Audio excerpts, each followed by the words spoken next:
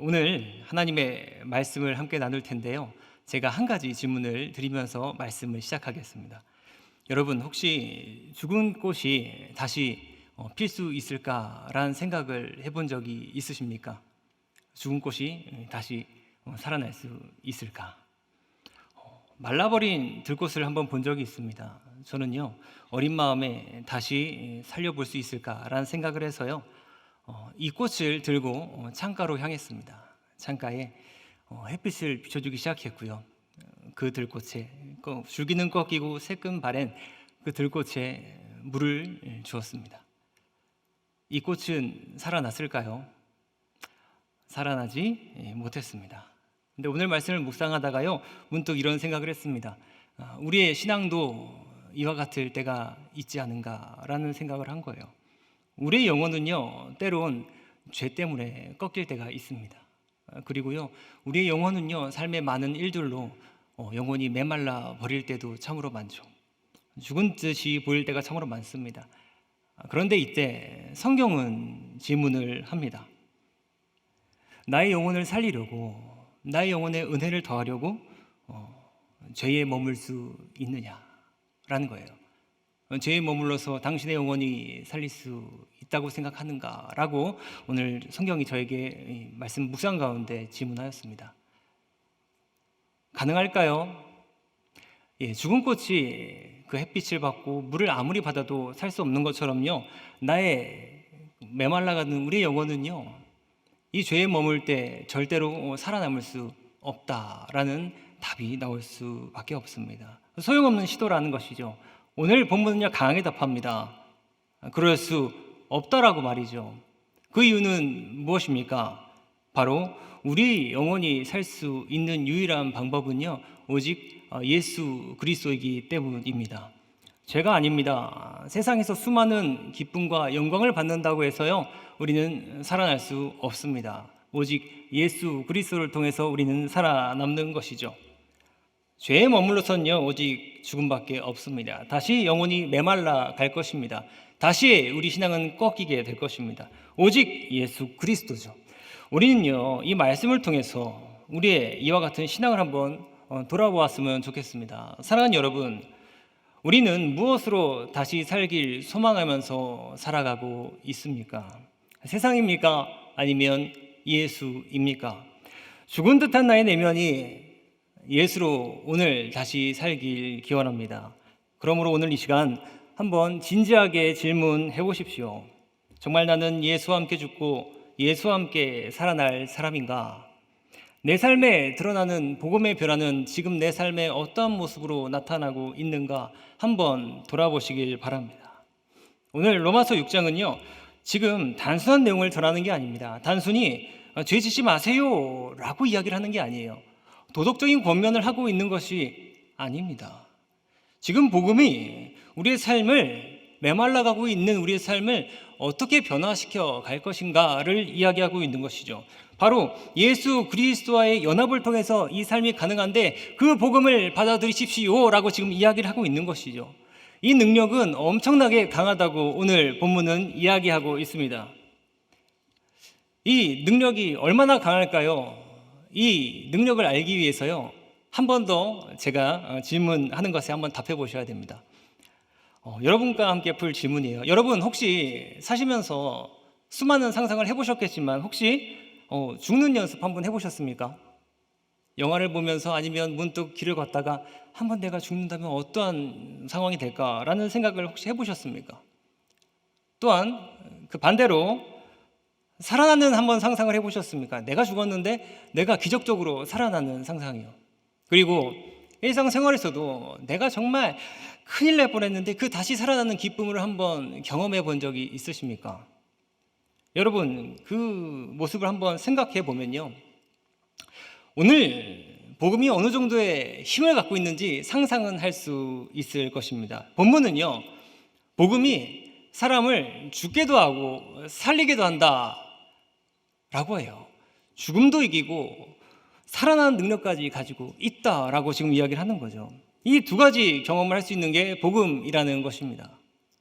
오늘 함께 나눌 본문이요, 로마서 6장 1절에서 7절이죠. 이 바울은 이 복음에 대해서 이야기를 하는데요. 이 복음은 이 용서를 넘어서 용서받고 용서를 넘어서 그 죄로 인해 살아남을 그것을 넘어서 나의 인생까지 변화하는 놀라운 능력을 갖고 있습니다 라고 이야기를 했습니다. 그래서 오직 예수를 붙들어야 한다고 이야기를 하고 있죠. 용서받고 살아남을, 그리고 그것을 넘어서 우리의 인생까지 변화시킬 수 있는 놀라운 능력. 그래서 무엇이 우리에게 도래한다고요? 본문은 말합니다. 그래서 새 생명을 살 수 있다라고 이야기를 하는 거예요. 살아나는 것을 넘어서, 죽는 것을 넘어서, 내 인생을 넘어서 새 생명이 하나님으로부터 우리에게 주어진다. 이것이 바로 복음의 능력이다라고 이야기를 합니다. 핵심은 4절 말씀에 등장하는데요. 제가 하나님의 말씀 4절을 봉독해 드리겠습니다. 그러므로 우리가 그의 죽으심과 합하여 세례를 받음으로 그와 함께 장사되었나니 이는 아버지의 영광으로 말미암아 그리스도를 죽은 자 가운데서 살리심과 같이 우리로 또한 새 생명 가운데서 행하게 하려 함이라. 그리스도는 죽음에서 살아나셨습니다. 우리는요 그리스도와 함께 세례 받았습니다. 이 말이 무엇입니까? 예수님과 함께 죽고 함께 장사되었다라는 것이죠. 예수님 혼자 십자가에 박힌 게 아니라요, 예수님 그 십자가에 계실 때 우리가 그 안에 들어가서 함께 장사되고 옛사람이 모두 장사되었다라는 겁니다. 그러므로 우리는 뭐예요? 그리스도와 함께 새 생명 가운데서 산다라는 이야기가 됩니다. 간단하죠. 즉 믿는 자는요 죄에 대하여 죽었고 이제는 완전한 생명의 소유자가 된 것이죠. 지금 이 새로운 생명이, 이 새로운 생명의 그 소식이 지금 누구에게, 바울에 의해서 어떻게 전해지고 있는지를 한번 살펴볼 텐데요. 지금 이 본문의 역사적 문화적인 배경을 제가 간단하게 소개해 드리겠습니다. 누구에게 이 복음이 전달된 것인가 한번 귀 기울여 들어보시길 바랍니다. 지금 이 편지는요 사도 바울이 로마의 교인들, 그리스도인들에게 쓴 것입니다. 당시 로마 교회는 누가 있었을까요? 바로 유대인과 이방인이 함께 있었습니다. 믿는 자와 믿지 않는 자가 있었죠. 정반대되는 사람들이 함께 모여서 하나님의 일들이 이루어지고 있었다는 건데요. 율법과 은혜, 자유와 책임 등 이게 갈등되는 것들이 섞여서 살고 있었다는 거예요. 그래서 참으로 많은 갈등들이 있었는데요. 특히 5장을 보면요, 이 갈등하는 모습들이 아주 잘 표현되어 있습니다. 로마서 5장 20절 보면 바울이 이와 같은 본문을 남겼습니다. 죄가 더한 곳에 은혜가 더욱 넘쳤다라고 이야기를 하죠. 죄가 더한 곳에 은혜가 더 넘쳤다. 우리는 잘 이해가 가죠. 정반대의 죄와 은혜라는 이 정반대의 이야기 구절을 지금 보여주고 있는 것입니다.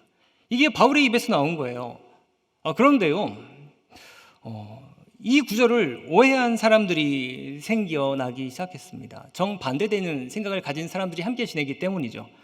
이렇게 말을 하는 겁니다. 이 구절을 잘 이해 못한 사람들이요, 그럼 죄를 더 많이 지으면 은혜도 더 넘치는 것 아니냐라고 비아냥대기 시작한 거예요. 왜요? 로마서 5장 20절을 잘 들어보십시오. 죄가 더한 곳에 은혜가 더 넘쳤다라고 하니까요.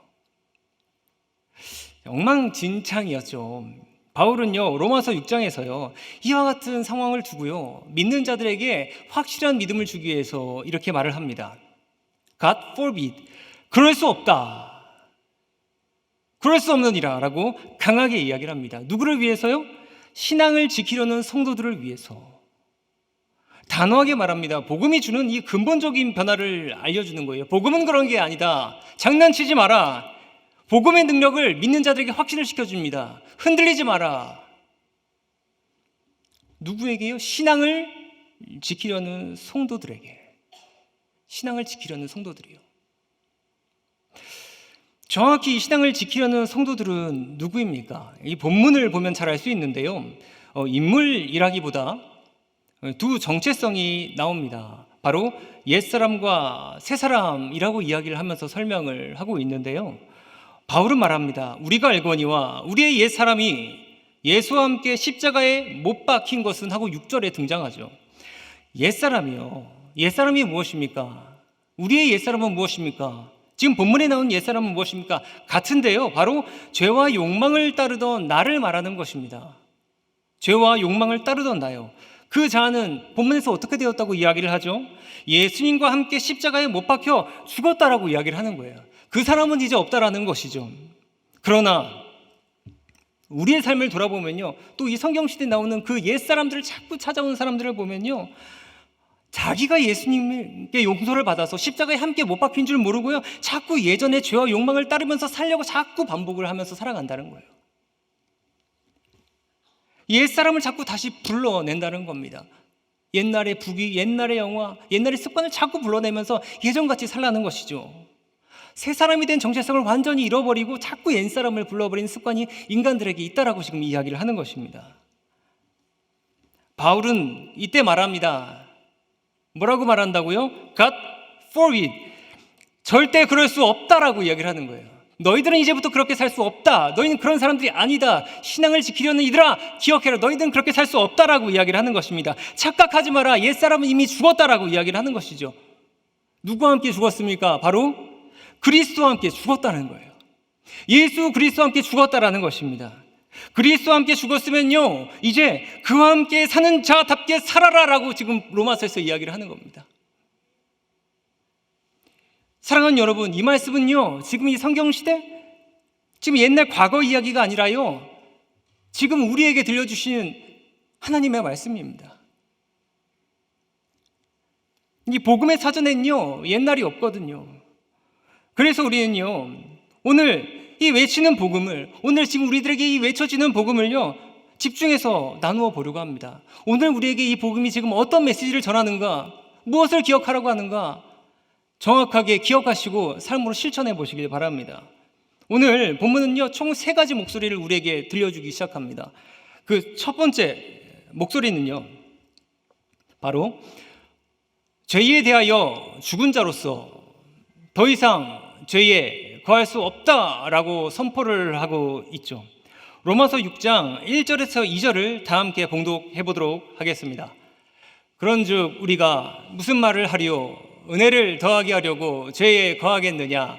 그럴 수 없느니라. 죄에 대하여 죽은 우리가 어찌 그 가운데 더 살리요? 아멘. 여러분, 복음은요, 죄로부터 완전히 죽는 것입니다. 완전히 죽는 것입니다. 그리고요, 새 삶의 시작입니다. 그리스도인은요, 예수님의 죽음에 참여한 사람들입니다. 예수님 먼저 죽으신 게 아니에요. 그 안에 우리가 함께 죽었습니다. 예수님의 죽음은요, 죄의 완전한 단절을 의미하는 것입니다. 죄에서 완전히 단절된다는 것이요. 그러므로 그리스도인은요, 더 이상 죄에 머물 수 없다. 이건 확실한 거라는 거죠. 저는 이 말씀을 묵상하면서요, 재미있는 이야기 하나를 발견했습니다. 제목은요, 낡은 피아노와 소나타라는 제목이에요. 서울에 한 폐교가 있었습니다. 이제 문을 닫은 학교에서 아주 오래된 피아노가 하나가 있었다고 해요. 60년 동안 먼지가 쌓여서 모든 사람들이 버린 겁니다. 사람들은요, 이건 그냥 고물이야, 버려 라고 이야기를 했죠. 그런데 이때 한 조율사가 나타납니다. 그리고요, 몇 달 동안 고치기 시작하는 거예요. 먼지를 깨끗이 닦고 삐걱거리는 뚜껑을 딱 뽑아서 다시 뚝딱뚝딱 고치고, 조율하는 그 선들을 모두 다시 갈고요, 망가진 건반을 다시 재배치하기 시작했습니다. 결국 이 피아노는요, 60년 동안 울려 퍼지지 않은 이 피아노는 마침내 아름다운 소나타를 울렸다라는 이야기를 뉴스 기사에서 봤습니다.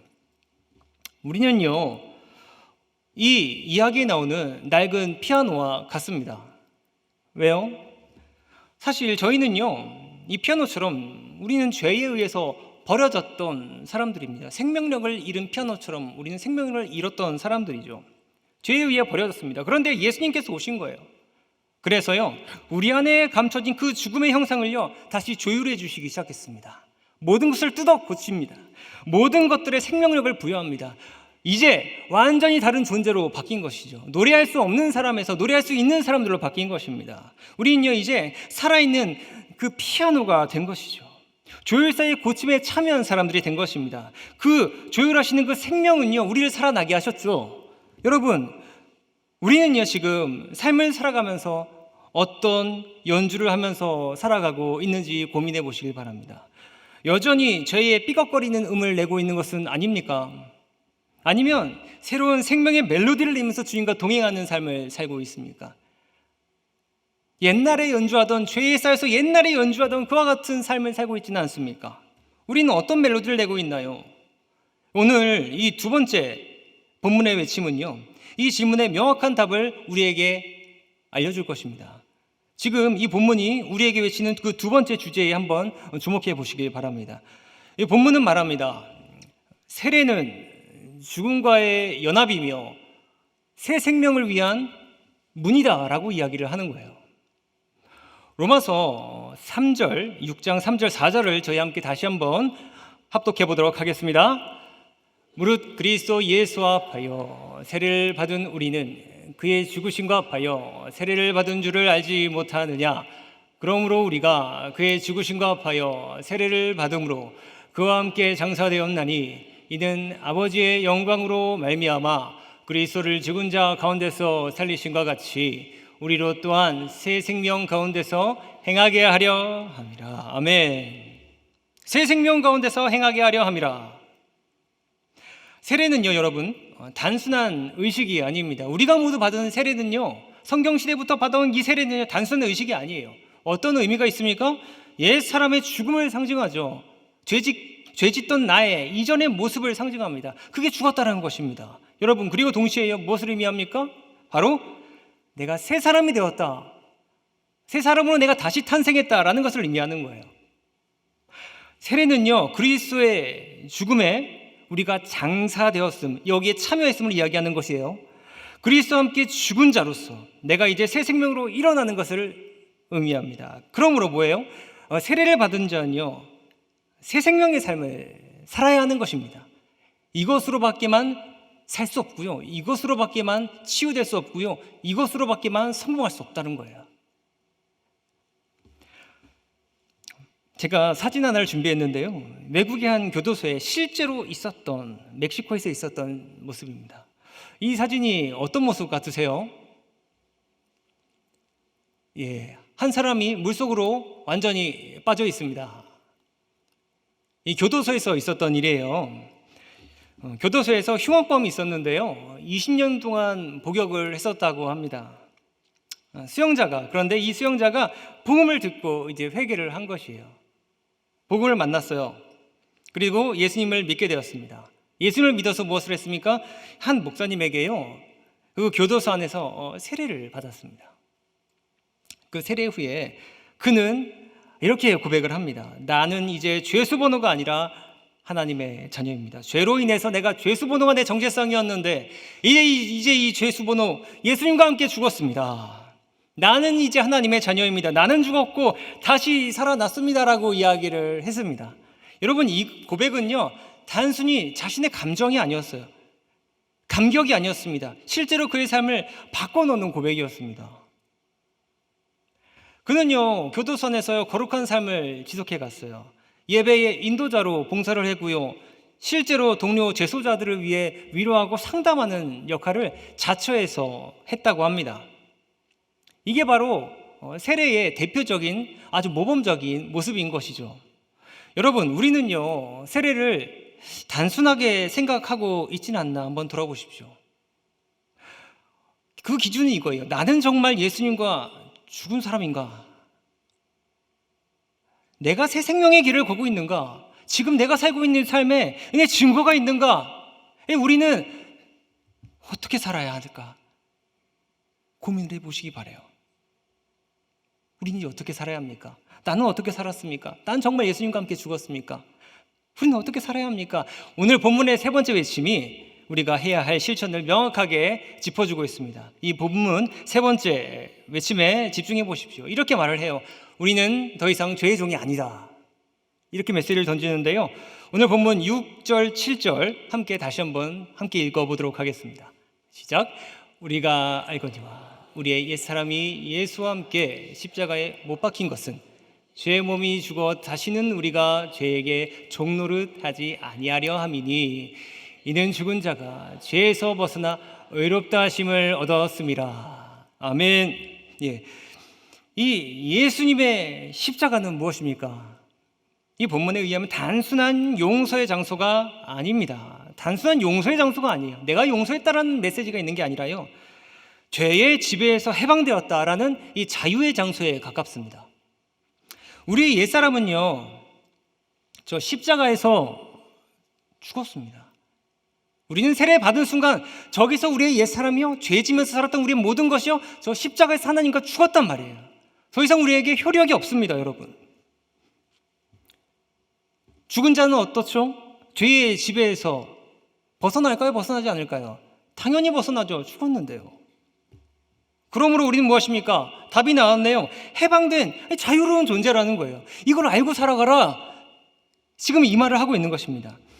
제가 가장 좋아하는 신학자 중에요, C.S. 루이스라는 사람이 있습니다. 이 사람은요, 아주 우리에게 감동적인 이야기를 하는데요, 이렇게 말을 해요. 하나님은 우리를 고쳐서 쓰시는 분이 아니다. 아예 새롭게 창조하신다 라고 이야기를 하는 거예요. 놀랍지 않습니까? 우리를 고쳐서 쓰지 않습니다. 새롭게 창조하시는 거예요. 그렇습니다. 여러분, 이 로마서에 지금 나오고 있는 복음은요, 이 페인트칠이 아닙니다, 여러분. 완전히 해체해서 다시 만들어지는 거예요.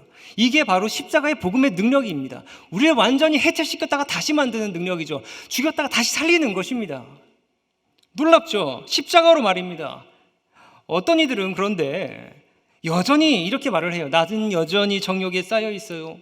난 여전히 미움에 사로잡혀 있어요. 이렇게 말하는 사람들을 우리는 지금 교회에서 많이 볼 수 있는데요, 여러분, 그럴 때 우리는 어떻게 답을 해줘야겠습니까? 바로 그런 생각은 죽은 사람의 생각입니다 라고 답을 해야 되는 거예요. 그건 우리의 정체성이 아닙니다 라고 대답을 해줘야 되는 것이죠. 나는 이미 죽었습니다. 우리는 죄의 종이 아닙니다. 그럴 수 없느니라. God forbid 말입니다. 여러분, 우리는요, 죄의 종이 아닙니다. 예수님이 십자가에서요, 그 죄값을 다 치르셨습니다. 우리는 그렇게 살 수 없느니라예요. 여러분, 옛사람도 함께 죽었습니다. 이제 새로운 이름으로, 새로운 생명으로, 새로운 자유로 살아가실 때입니다. 말씀은 이렇게 묻죠. 너는 정말 죽었는가? 옛사람은 정말 십자가에 못 박혔는가? 정말 십자가에 못 박혔는가? 교회를 다녀도 죄에 끌려다니고 여전히 자존심, 욕망, 정욕이 살아있다면 어떤 사람일까요? 그 신앙은요, 아직 페인트 칠한 거죠. 껍데기 신앙인 것입니다. 그런데요, 여러분, 지금 제가 이렇게 말을 한다고 해서요, 지금 정죄를 하는 게 아닙니다. 이 말은요, 정죄를 위한 이야기가 아니라요, 뭐예요? 진정한 생명은, 복음을 위한 진정한 생명은 옛 나의 자아의 죽음으로부터 시작된다. 내 자아가 무너질 때부터 예수님의 생명이 내 삶에 꿈틀꿈틀 움직이며 심장박동처럼 꿈틀꿈틀 이제 뛰기 시작한다는 거예요. 정말 살 수 있다, 참 자유를 누리며 살 수 있다라는 것을 지금 이야기하고 있는 것입니다. 사랑하는 여러분, 지금 새 생명 가운데 걷고 계십니까? 그리스도와 함께 죽었다면요, 이제는요, 뭐예요? 매일매일 결단하고 선택하셔야 합니다. 내 옛 자아가 꿈틀 일어나고 있지 않나 확인하셔야 되는 거죠. 과거로 돌아갈 거? 여러분, 그러지 마십시오. 이제는 새 삶으로 걸어갈 것을 다짐하시길 바랍니다. 이 부활은요, 과거의 이야기가 아니라요, 지금 이 순간에 일어나야 할 나의 현실을 말하는 것입니다. 부활은 옛날에 일어나고 있는 것이 아니라요, 지금 나에게 일어나는 일을 말하고 있는 거예요. 오늘 말씀을 이제 다시 정리해 드리겠습니다. 우리는요, 그리스도와 함께 죽었습니다. 세례로 그 죽음에 참여하였습니다. 함께 장사되었어요. 우리는 그리스도와 함께 장사되었습니다. 이제 죄의 종이 아닙니다. 우리는요, 부활의 생명의 종임을 기억하십시오. 이제 결단하십시오. 이전의 자아를 붙들려고 자꾸 시도하지 마십시오. 자꾸 잊으려고 노력하십시오. 도망가십시오. 옛 자아로부터 자꾸 도망가십시오. 죄에 대한 미련을 버리시길 바랍니다. 미련을 버리시길 바랍니다. 옛날 나의 모습에 대해서 미련을 버리시길 바랍니다. 이제 우리는 완전한 새로운 정체성을 가진 새 사람입니다. 오늘 이 시간 우리 함께 이렇게 고백을 했으면 좋겠는데요, 저를 한번 따라해 보십시오. 예수님, 내 자아는 죽었습니다. 내 옛사람은 주님과 함께 못 박혔습니다. 나는 주님으로 살아가겠습니다. 이 은혜가 우리 모두의 삶의 능력이 되길 간절히 축복합니다. 사랑이 참 많으신 하나님 아버지, 우리가 예수님과 함께 죽은 자로 살게 하여 주시옵소서. 죄의 유혹을 이기는 새 사람의 능력을 갖게 하여 주시옵소서. 세례와 함께 주님과 매일 새 생명의 삶을 살아갈 수 있도록 역사하여 주시고, 특별히 저희 교회가 이 부활의 생명을 선포하는 성령 충만한 새 생명의 공동체가 될 수 있도록 주여 역사하여 주시옵소서. 우리의 모든 것들을 간절히 주께 구하며 예수 그리스도의 이름으로 간절히 기도드리옵나이다. 아멘.